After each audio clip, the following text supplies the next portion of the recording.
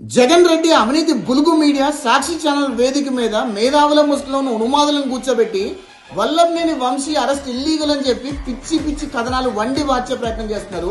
పచ్చి అబద్ధాలు ఆంధ్రప్రదేశ్ రాష్ట్ర ప్రజలకు చెప్పి గుడ్డి కొట్టించే ప్రయత్నం చేయాలనుకుంటున్నారు. ఆంధ్రప్రదేశ్ రాష్ట్ర ప్రజలు జగన్ రెడ్డి బులుగు మీడియా చెప్పే మాటలు ఏవి కూడా నమ్మే పరిస్థితులు లేరు. అంతకంటే గత 5 సంవత్సరాల జగన్మోహన్ రెడ్డి ఉన్మాది ఉగ్రవాది పరిపాలనకి ఇప్పటికి కూడా ప్రజలు గుర్తుంచుకున్నారు. గత 5 సంవత్సరాల జగన్మోహన్ రెడ్డి పరిపాలనలో ప్రశ్నించిన సామాన్య ప్రజల్ని కేసులు పెట్టి కరోనా ఎక్కించి చంపేశారు. ప్రతిపక్ష పార్టీ కార్యకర్తల మీద నాయకుల మీద కేసులు పెట్టి వాళ్ళని దొంగ కేసులు పెట్టి జైలులో పెట్టి వాళ్ళని చంపబోయారు. వాళ్ళని 30 డిగ్రీలు ప్రయోగించారు. రాష్ట్ర ఖజానాని పందికొక్కుల్లాగా దొబ్బి దోచుకుని తిన్నారు. ఈ రోజు Vallabhaneni Vamshi kidnap case, SC/ST atrocity case arrest అయి ఉన్నాడు. రేపు కొడాలి నాని అరెస్ట్ అవుతాడు.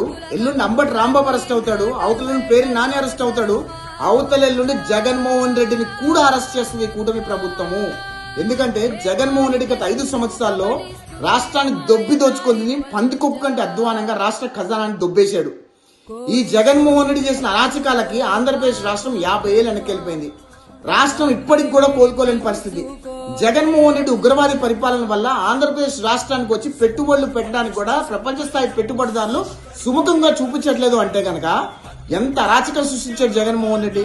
జగన్మోహన్ రెడ్డి ఉన్మాదులు సపోర్ట్ చేసే ఉగ్రవాదులు చేసిన అరాచకాలు అన్ని కాదు, అన్ని కూడా చట్టపరంగా ప్రతి ఒక్క ఉన్మాదిని శిక్షించే ప్రయత్నం ఈ కూటమి ప్రభుత్వం చేస్తుంది. దానిలో భాగంగా జగన్మోహన్ రెడ్డితో పాటు జగన్మోహన్ రెడ్డి ఎవరెవరైతే ఉన్మాదేశాలు వేశారో అందరూ కూడా జైలుకి వెళ్ళ తప్పదు.